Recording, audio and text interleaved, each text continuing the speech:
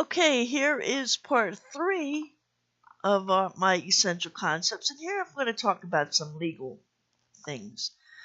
All right. I want you to know that all facilities have a restraint-free policy procedure. However, we are allowed to use restraints if you are a danger to self, if the individual is a danger to self or others. We're allowed to use restraints right away. Then we have to call the doctor after we use them. We call the doctor ASAP to get that restraint in writing. And usually the restraint is good for 24 hours. You're supposed to remove the restraint every hour for 10 minutes. If the person still acts up, you can put the restraint back on. And it's usually in place for 24 hours. So let's say Annalise finally calms down for you take the restraint off after an hour, and I'm calm for a whole 5 hours. But then after 5 hours, I act out. There's something wrong that upset me and I act out. Well, because that restraint is good for 24 hours, you're allowed to put it back on. So, you're allowed to use a restraint if a person is a danger to self or others. It's just that as soon as you get that restraint, call the doctor and get a telephone verbal order. It is against policy, or it is false imprisonment if you keep a person under lock and key that is capable of making their own decision. So unless there's a court order, you may not keep that person in your facility. Unless, here's another unless they have made a living will or someone else's power of attorney. As a medical facility, as medical people, we have to follow the paper trail. Paper trumps person. Okay? Alright, let me see what else. Some other concepts I have under legal is safety is always first. All psychiatric clients must be evaluated at least every 6 months. Let me go over some vocabulary with you. Oftentimes people get confused. What is assault versus battery? Assault is attacking a person and coming into bodily harm with bodily contact with them and harming them. So assault is attack. Battery is coming into contact with an individual and causing bodily harm. So what's an example? Someone attacking me with a knife on the street because they're mad at me is assault.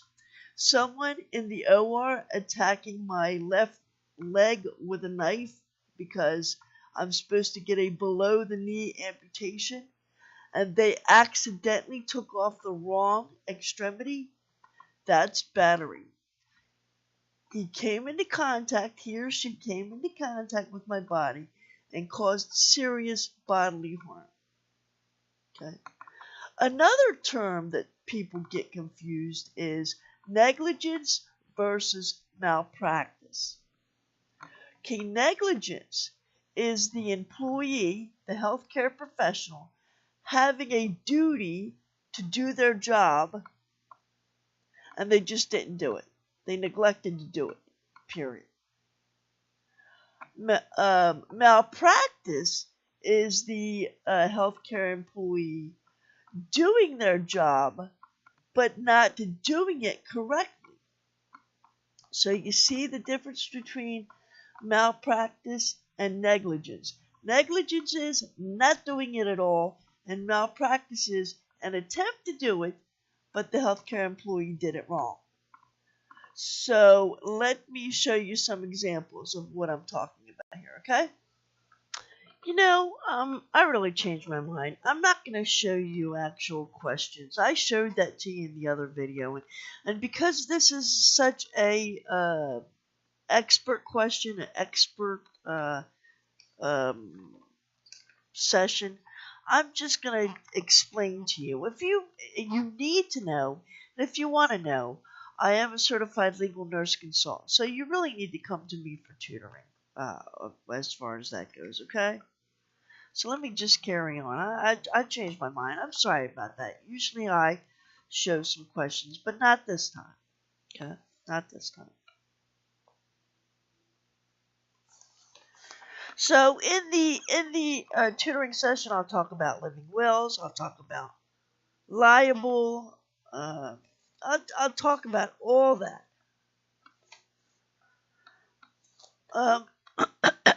Excuse me.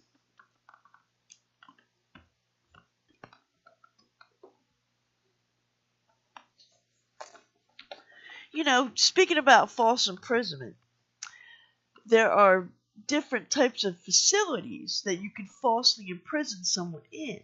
See, we usually think about the 3-day hospital stay, and that's all we usually think about, right?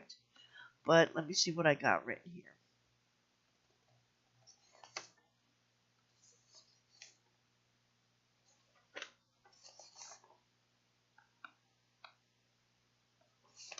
Okay. So, false imprisonment is holding someone against their will. False imprisonment can happen in several environments. That's really what I want to teach you about this time around, is the environments, okay? You have your 72-hour hospital stay, but you also have your Veterans Administration that can hold people for hours to days to weeks to months, okay? The veterans that are coming home from the war, Iraq and Afghanistan, or wherever they may be, God bless them, they need to go somewhere when they get post-traumatic stress disorder, and it might take them up to months or even years, right? So they go to the VA administration psychiatric facility, right? Then we have the intellectual and developmental institutions. These are individuals that stay in institutions all of their lives. It was not uncommon back in the 60s to put people away for having cerebral palsy or for being mentally disabled. I used to work in a facility that the person was 50 years old, but they acted 5 years old, right? It was called a developmental center. So there's institutions like that. And then there's your psychiatric institutions that are actually in the jails. Someone goes to court and they plead temporary insanity, let's say they are. That doesn't mean that they're going to be go home scot-free. No, they're going to go to the psychiatric facility in the jail. Also, I'm sorry to say, many people in the jails, sometimes they lose their minds, and they have to stay separate from the jail population. So you have your psychiatric jail settings. You also have your state-run institution. Ours happens to be in, I think, Trenton. This is just for regular people. Suppose Annalise woke up one morning and didn't know what her name was, or I would go to a state-run facility. Excuse me. I'm getting all choked up. Okay. And then we have our drug and alcohol rehab centers, their facilities. Yes, you have to have a court order to be there, so it's not really false imprisonment. But if they kept you past your 90 days, past your whatever days, that could be false imprisonment, right? And then last but not least, I think I covered them all. So see, there's 5 different types of facilities that you can falsely imprison someone in. And that's why I have this concept All psychiatric clients must be evaluated at least every 6 months because people could be in the state-run institution for years. The poor soldier could be in the VA institution for years. But see, we try to have them live a normal as possible life as they can. We do take the 50-year-old who has the mind of a 5-year-old, have multidisciplinary teams every 6 months, and we try to put them in group homes. And that's just what you're supposed to do, not just for life, but this will be on your NCLEX. And many of you new novice nurses, novice meaning new, right? You don't know that these types of facilities exist, and they do. And that's the purpose of telling you them here now. All right? Good job. Let me see. Let me see what else I can tell you. Now, I just want to close by explaining to you. I want you to look up the top 3 religions in the United States because general questions about religions and cultures will come up on your NCLEX. So I want you to know that the number 1 religion in the United States is Christianity. The second largest religion in the United States is Judaism. The third largest religion in the United States is Islam or Muslim. Okay, so how Donald Trump is going to get rid of all the Muslims is beyond me. All right, but anyway. This is not a political broadcast. This is for our NCLEX. So take those top 3 religions and just keep in mind, know 3 or 5 things about them. Don't go real in depth. I mean, don't forget that NCLEX asks general questions about a lot of things.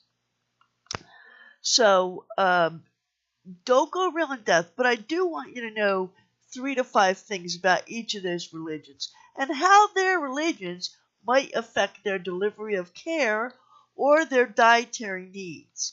Because if we don't, as a healthcare individual, if we don't, as a hospital, try and meet their needs, their religious or cultural needs, to a certain extent, we can also get sued for malpractice. And if you're getting expert questions, those types of questions will be on the NCLEX.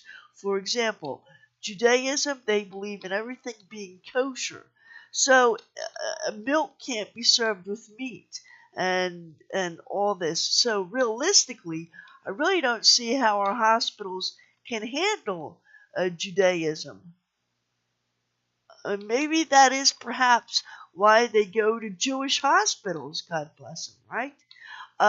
Your Muslim religion, right? Islamic religion, for example, they might have to pray 5 times a day.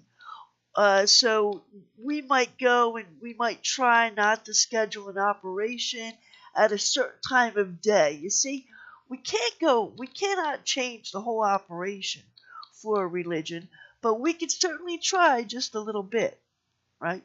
A person of Muslim faith, if they pass away, you might hear them say they want their family members say that they want their bed to face the east, or maybe a Islamic male might not be as open to a female nurse as we are inherently used to in the United States.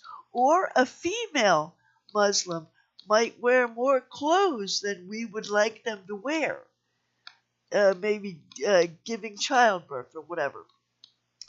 But we have to at least try to at least make some kind of effort to accommodate them culturally, somewhat religiously, in their everyday delivery of care and in their everyday dietary needs. Again, I made another video about uh, uh, legal concepts and terms. So just do a search on YouTube, right? Just put my name, Annalise Garrison, and then put legal terms or something like that. You'll find it. And I have more questions there. All right? So this is all I'm going to say for now, especially since there's another video. Again, I want to warn you, just remind you, I don't want you saying, hey, I'm not going to study EKGs. Hey, I'm not going to study triage. Hey, I'm not going to study legal stuff. There's only going to be 2 questions on there. If I'm lucky, it may be just 1. All right, because if you're getting hard questions and you have to get 50% of the expert questions to pass, if you're getting hard questions, then you will get legal questions. And if you miss them both, you lost. You lost. You're going to fail. And I don't want you to fail. Okay? All right, God bless you. And I'll see you next video.